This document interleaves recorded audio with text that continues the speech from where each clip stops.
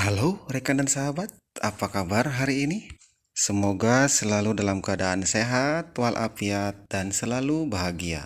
Berjumpa kembali bersama channel Warung FM, channel yang membahas ide usaha, ide jualan, ide bisnis kecil-kecilan. Seputaran sales motoris freelance, jualan keliling, sales kanvas mandiri, hingga merintis usaha warung sembako atau usaha toko kelontong. Belajar bersama pada video kali ini adalah mengenai kewaspadaan kita terhadap para sales. Tentunya terhadap para sales atau oknum, lebih tepatnya mungkin oknum ya, oknum sales yang curang. Sebagai pemilik warung atau pemilik toko, aktivitas belanja atau kulakan merupakan rutinitas yang tidak terelakkan. Sudah menjadi kewajiban untuk menambah stok atau merestock produk-produk dagangan kita.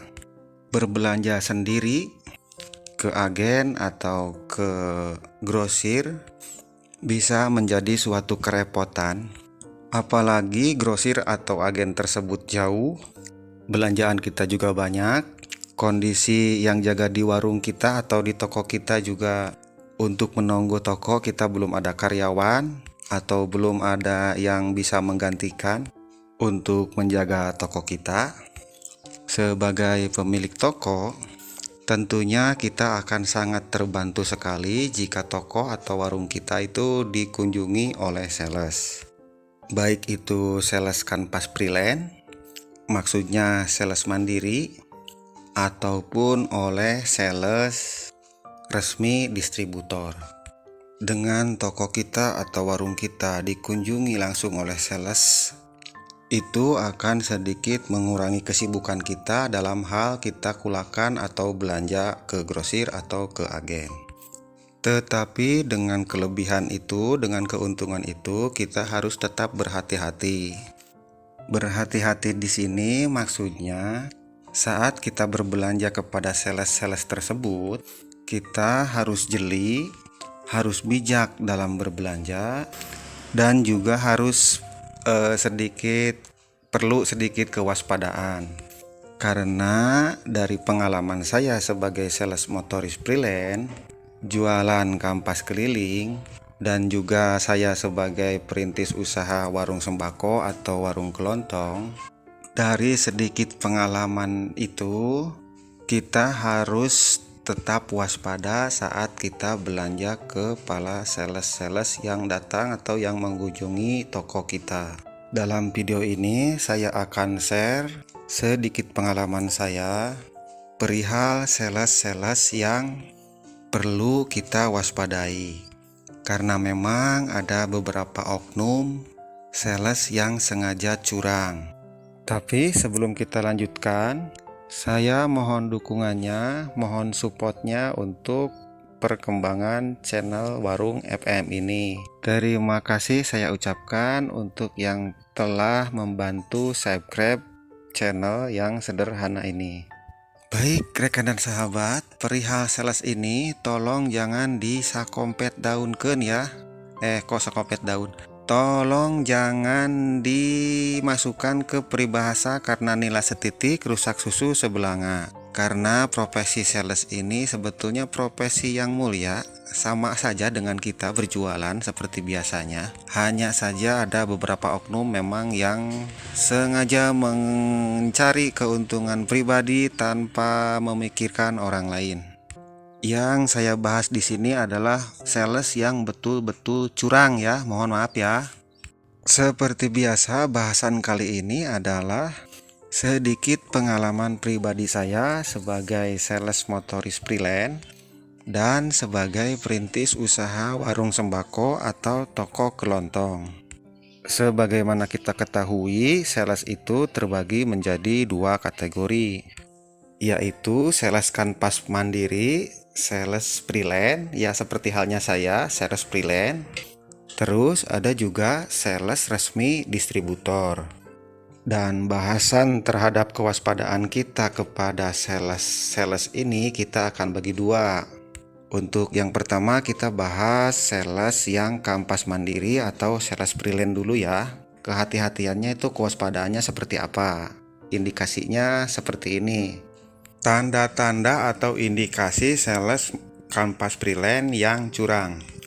Untuk yang pertama, jika sales tersebut mengiming-imingi hadiah, apalagi sales freelance tersebut baru sekali kita kenal, sudah mengiming-imingi hadiah, bonus, reward atau apapun itu namanya, yang bonus atau rewardnya terkadang tidak masuk akal. Contohnya, dengan belanja produk ini nanti akan dapat kiriman kulkas, showcase, etalase, dan produk-produk mahal lainnya itu sebagai bonusnya. Itu perlu kita waspadai.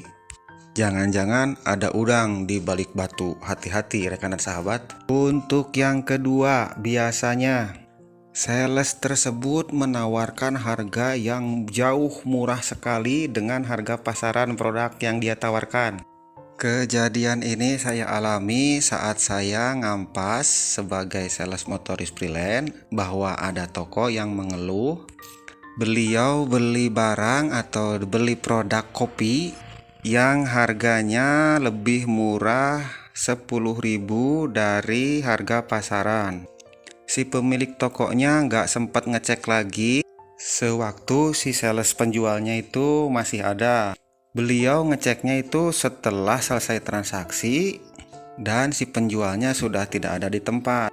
Begitu dicek, isinya tidak sesuai dengan yang diharapkan. Jadi itu isinya hanya sekitar 6 renceng ya, dari yang seharusnya ada 12 renceng.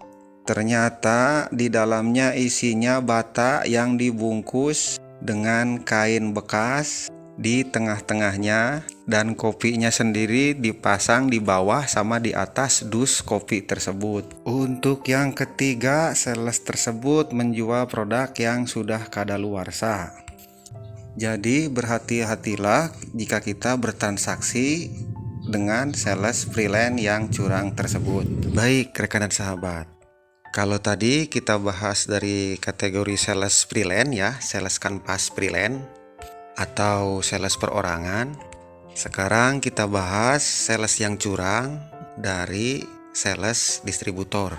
Kewaspadaan yang harus kita lakukan adalah jika toko kita atau warung kita sudah biasa bertransaksi dengan sales distributor dan kita sudah bisa mendapatkan bayar tempo atau bayar kredit, itu kita harus selalu menyimpan nota pembayaran, karena tidak sedikit sales distributor pun yang bagian penagihan itu ada yang curang.